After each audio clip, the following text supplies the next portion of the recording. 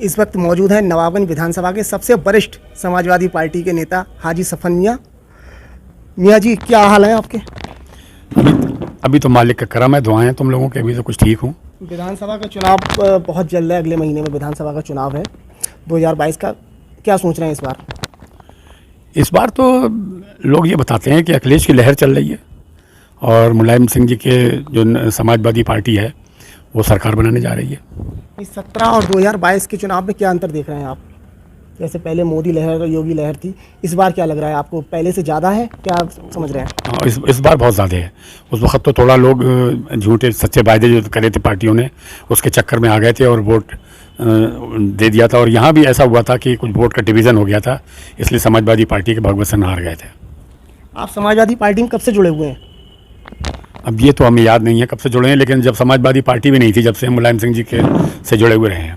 तो नवाबगंज विधानसभा के जो दावेदार हैं समाजवादी पार्टी के भगवत सिंह जी, वो आपको मामा बताते हैं, तो आपका उनका ये मामा भांजे का जो रिश्ता हुआ है, ये कैसे रिश्ता हुआ और कब का है ये?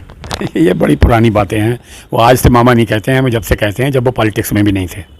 और हमारा उनका बहुत पुराना एक रिश्ता है। वो हमें मामा कहते हैं और हमें उनको सगा भांजा भी बताते हैं। ये रिश्ता चलता है वास्तव में या सिर्फ नाम चलता है खाली मामा भांजे? नहीं, ईमानदारी की बात से है ये। वो हमारे पारिवारिक सदस्य हैं और ये रिश्ता बाकायदे जैसा चलना चाहिए वैसे ही चलता है। अच्छा, नवाबगंज विधानसभा के सारे पत्ते खुल गए हैं। भाजपा से डॉक्टर MP आर्य आ गए हैं, समाजवादी से भगवत जी हैं और कांग्रेस से उषा गंगवार जी आ गई हैं। संभवतः बसपा का भी आज टिकट फाइनल हो जाएगा। तो क्या लग रहा है इस बार चुनाव कैसा होने वाला है? देखिए, मुझे तो समाजवादी के भगवत सिंह गंगवारी जीते हुए नज़र आ रहे हैं। वैसे आर्या साहब की मैं बुराई नहीं करूंगा, वो बहुत शरीफ आदमी हैं, वो उनसे ही उनकी टक्कर होगी। नहीं, आप क्यों कह रहे हैं समाजवादी की लहर? आप समाजवादी से जुड़े हैं इसलिए कह रहे हैं या वास्तव में ये स्थिति है? नहीं, वास्तव में आप अभी सड़क पर निकल के जाएं और कोई भी 4 आदमी मिले, उनसे पूछ लें, 3 भी यही कहेंगे भगवत सिंह जीत रहे हैं। आप जाके पूछ लें, अपने आप पूछ लें, आपको पता लग जाएगा। 5 साल का जो कार्यकाल रहा योगी जी का, कैसा रहा? 5 साल का कार्यकाल आपको सबको पता कैसा रहा। लोगों को कोई राहत नहीं मिली इससे। अच्छा, हमारी नज़र में ठीक नहीं रहा। भाजपा वाले कह रहे हैं उन्होंने बहुत सी योजनाएं दी हैं, इसमें राशन, बिजली और तरह तरह की योजनाएं जिससे जनता को फ़ायदा पहुंचा है। तो ये मानना है आप?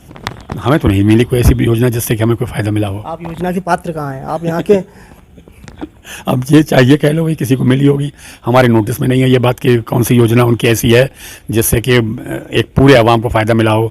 हमारे यहाँ तो ये देखा हमने, ना तो कोई हमारे घर के सामने ही आप देखें सड़क सब टूटी मिलेगी, कोई सड़क नहीं है, कोई चीज़ नहीं है। अम्मी में भी कल बहेड़ी जाना था तो आप देखें मेरी गाड़ी में 2 बार पंचर हुआ रास्ते में। तो वो रास्ते भी ठीक नहीं है, सड़कें भी ठीक नहीं है, सिंचाई के कोई साधन नहीं है, बिजली के बिल बहुत आते हैं। सब समस्याएँ हैं। आपके बेटे हैं सारिक एडवोकेट, वो भी कुछ दिन पहले रमेश जी के साथ में थे। अब संभवतः सुना जा रहा है कि कल या परसों में शायद भगवत जी के साथ में आ गए। तो इसकी जानकारी है आपको? हाँ है, रमेश जी से उसकी दोस्ती है और ऐसी नहीं है, बहुत अटूट दोस्ती है, बहुत उनका दिल मिला हुआ है दोनों से और वो दोस्ती आज भी है उसकी। लेकिन वो बीजेपी में कभी नहीं गया। भगवत जी से मेरी बात हुई, भगवत जी ये कह रहे थे कि एडवोकेट सारिक खान की रमेश जी से जो दोस्ती नहीं, व्यापारिक संबंध है। तो क्या कोई व्यापार वगैरह चलता था इन दोनों के बीच में? ये मेरे नोटिस में नहीं है, व्यापार तो उसका कोई नहीं चलता मेरे ख्याल से। आपके भांजे ही कह रहे हैं, आपके भांजे भगवत सिंह जी। तो वो उन्हें मालूम नहीं होगा इसलिए वो कह रहे हैं, मुझे मालूम है कोई व्यापार नहीं था, लेकिन उसकी दोस्ती बहुत पक्की है। और रमेश गंगवार हमारे गाँव के करीब के रहने वाले हैं, अटंगा चांदपुर के पास के, इसलिए उसको ज़्यादा उसका लगाव उनसे है और दोस्ती उसकी आज भी है। वो इलेक्शन की बात लग रही, जिससे उन्होंने जिस दिन से बीजेपी को उन्होंने झंडा लगाया वो उसके साथ गया भी नहीं। रमेश जी ने समर्थन दे दिया है भारतीय जनता पार्टी को? देखिए, समर्थन देने से कुछ होता नहीं है, जहाँ तक मेरा अंदाज़ है। वोटर जो हमें चाहता है वो हमारे कहने से किसी को नहीं चाहेगा। हमारे उनके साथ तो लोग थे और एक अवाम था, बहुत बड़ा था, बड़ा पैसे वाले हैं वो, लेकिन मुझे उम्मीद नहीं है कि उनके कहने से कोई कहीं और जाएगा। अच्छा, भगवत शरण की जीत आप जो मान रहे हैं, क्या आंकड़े हैं आपके पास में, किस आधार पर मान रहे हैं? मैं तो उनकी जीत इसलिए मानता हूँ कि मुसलमान का वोट बहुत है और मुसलमान के वोट का आपके पास डिवीज़न नहीं होगा, जहाँ तक मेरा अंदाज़ है। मुसलमान का करीब लगभग 1.5 लाख वोटर है नवाबगंज तहसील में। 1.5 लाख नहीं, उससे कुछ थोड़ा कम होगा, 140 होगा। अब मेरी गिनती तो नहीं है, लेकिन मेरा अंदाज़ यही है। तो समाजवादी पार्टी ने जातिगत आंकड़े में 70,000 मुस्लिम दिखाए हैं सर। आप मान रहे हैं 70,000 मुस्लिम है यहाँ? नहीं, मैं इस बात को नहीं मानता। देखिए, आप खुद आप पत्रकार हैं, आपको मालूम है नवाबगंज, सैंथल, हाफिजगंज, रिछोला में 8,000 वोट हैं। तो ऐसे कई हैं, हरिपुर मटकली है और बड़े बड़े गांव हैं। और सैंथल में तो सभी मुसलमान ही हैं।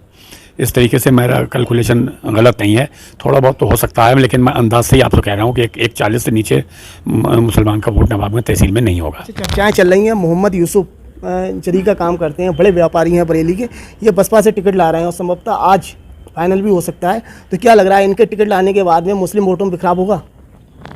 मुझे इसकी उम्मीद कम है, क्योंकि बाहर के प्रत्याशी जब नवाबगंज में बार बार आए हैं और वो वोट लेके चले जाते हैं फिर दोबारा नहीं आते हैं, इसलिए नवाबगंज की जनता खास तौर से मुस्लिम वर्ग के लोगों को अब की बार वो कोई धोखा खाने वाले हैं नहीं। लेकिन ये तो इतिहास रहा है, पिछले काफ़ी समय से मैं ये देख रहा हूँ चुनाव में एक बाहर का प्रत्याशी आता है कम 40 से 45 हज़ार वोट ले जाता है, मुस्लिम वोट खासकर। अगर ये फिर से इस बार ले गया तब क्या होगा? क्योंकि समाजवादी पार्टी यादवों मुस्लिमों के हित की वाली पार्टी मानी जाती है, उसके बाद में इतनी बड़े स्तर पर वोट चला जाना, इसको किस तरीके से देखते हैं? ऐसा नहीं है, यादव की बात नहीं है, भगवत सिंह कुर्मी भी तो हैं, उनकी बिरादरी कुर्मी भी है। और जहाँ तक मेरा अंदाज़ मुसलमान वोटों के लिए है, अब उनको बहुत समझ आ गई है।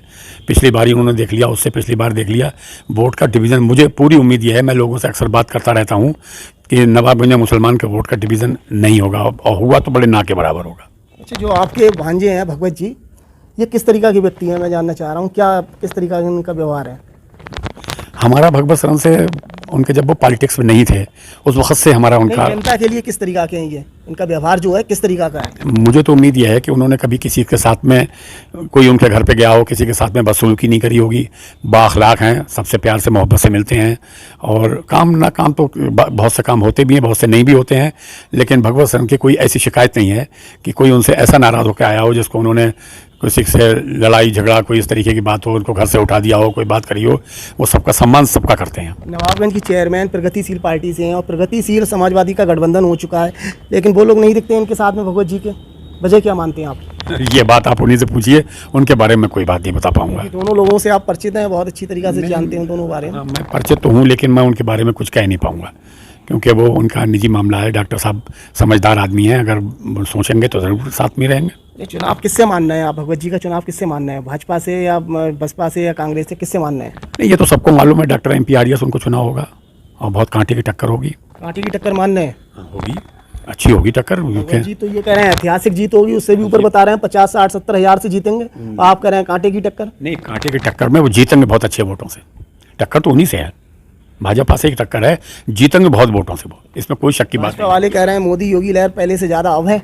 नहीं, वो गलत कह रहे हैं, ऐसा कुछ नहीं है, मोदी योगी लहर कुछ नहीं है। पिछली बार भी वो टिकट का मामला ऐसा हो गया था कि वोट का डिवीज़न हो गया था, इसलिए भगवत सिंह हार गए थे। वो पिछली बार ही नहीं हारते और लोगों को पिछली बार हार का बड़ा पछतावा है। पिछली बार नगर पालिका चेयरमैन के यहाँ से शायद वही लड़ी थी चुनाव, 36 हज़ार कुछ वोट उन्होंने लिए, तो ये नहीं मान रहे हैं आप कि ये वोट कटना ही उनकी हार का कारण बने? नहीं, ये बात मैं नहीं मानूंगा, क्योंकि उससे पहले इस्लाम बब्बू ने भी 38,000 वोट लिए थे तो भगवत सिंह MLA बने थे।